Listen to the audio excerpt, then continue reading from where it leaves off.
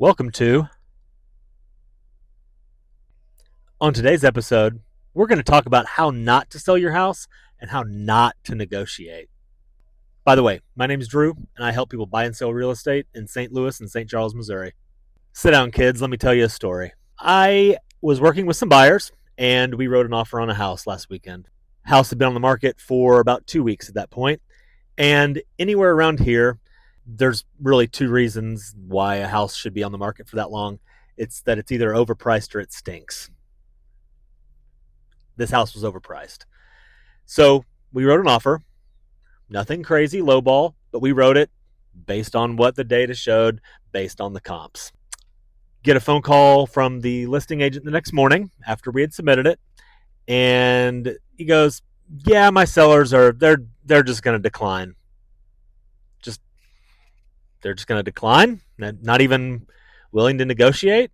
He's like, "No, it's ridiculously too low," which it wasn't.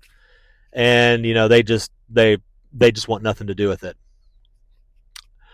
Okay, all right, sounds great. Fast forward 2 days, guess who reaches out to me? The listing agent. "Hey, Drew, have your folks found anything yet? My sellers are considering a counteroffer." "Oh, they are. Okay. Yeah, nope, haven't found anything yet, but we're looking at a few." Fast forward to late that evening, I get a counteroffer in my inbox. Let me just put it this way. Their counteroffer, after the number they presented us, and all the other details, would have netted the seller more than what they would have if they would have gotten their list price and everything in our original offer was the same. They conceded nothing in negotiations, and it was like they were going to leave my buyers on the hook for more than what our original offer was. I don't get it. Do you want to sell your house or not? No matter what anybody says, the reason that your house hasn't sold is that you're overpriced. You're overpriced. You have somebody who is ready, willing, and able to purchase your home. And we even made some concessions. We shortened some contingency dates up. That we weren't going to nickel and dime over inspections. We were going to close quicker than what they even asked for. But you go and tell us no. Then you come crawling back to us a couple days later, send us a garbage counteroffer that's making you more money and putting my buyers on the hook for more than what our offer was. What are you doing?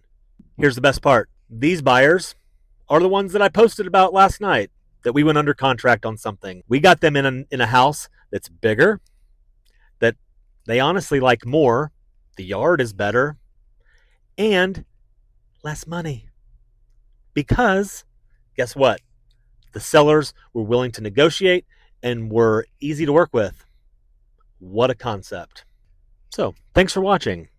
Maybe you learned something, but when I go to list your house, we're not going to play those games. It doesn't do you any good to act ridiculous, and maybe you can pull that kind of stuff off on some people, but it took me 2 minutes of doing math and even just looking at it to realize this counteroffer is nowhere even close.